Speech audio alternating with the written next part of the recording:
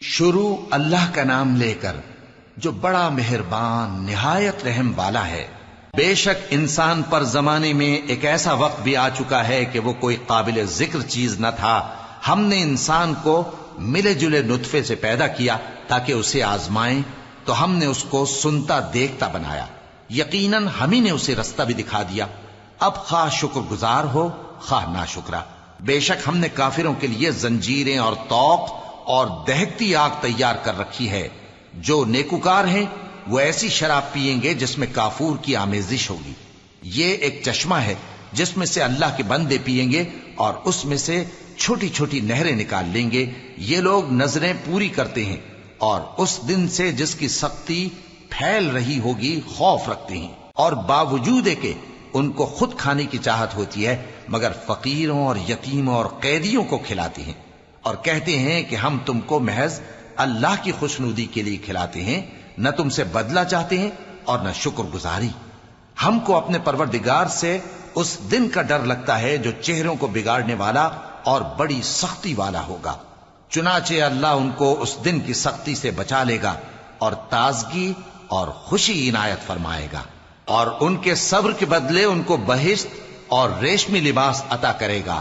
اس میں وہ تختوں پر تکیے لگائے بیٹھے ہوں گے، وہاں نہ دھوپ کی حدت دیکھیں گے نہ سردی کی شدت۔ ان پر درختوں کے سائے قریب ہوں گے اور میووں کے گچھے جھکے ہوئے لٹک رہے ہوں گے، اور خدام چاندی کے برتن لیے ہوئے ان کے ارد گرد پھریں گے، اور شیشے کے نہایت شفاف پیالے اور شیشے بھی چاندی کے جو ٹھیک اندازے کے مطابق بنائے گئے ہیں۔ اور وہاں ان کو ایسی شراب بھی پلائی جائے گی جس میں ادرک کی آمیزش ہوگی۔ یہ بہشت میں ایک چشمہ ہے جس کا نام سلسبیل ہے، اور ان کے پاس لڑکے آتے جاتے ہوں گے جو ہمیشہ ایک ہی حالت پر رہیں گے۔ جب تم ان پر نگاہ ڈالو تو خیال کرو کہ بکھرے ہوئے موتی ہیں۔ اور بہشت میں جہاں آنکھ اٹھاؤ گے کثرت سے نعمت اور عظیم الشان سلطنت دیکھو گے۔ ان کے جسموں پر دیبا اور اطلس کے سبز کپڑے ہوں گے، اور انہیں چاندی کے کنگن پہنائے جائیں گے، اور ان کا پروردگار ان کو نہایت پاکیزہ مشروب پلائے گا، فرمائے گا یہ تمہارا صلہ ہے اور تمہاری محنت ہمارے ہاں مقبول ہوئی۔ اے نبی صلی اللہ علیہ وآلہ وسلم، ہم نے تم پر قرآن بتدریج نازل کیا ہے، تو اپنے پروردگار کے فیصلے کے لیے انتظار کیے رہو، اور ان لوگوں میں سے کسی بدعمل اور ناشکرے کا کہا نہ ماننا، اور صبح و شام اپنے پروردگار کا نام لیتے رہو، اور رات کو بڑی دیر تک اس کے آگے سجدے کرو اور اس کی پاکی بیان کرتے رہو۔ یہ لوگ دنیا کو دوست رکھتے ہیں اور قیامت کے بھاری دن کو پس پشت چھوڑے دیتے ہیں۔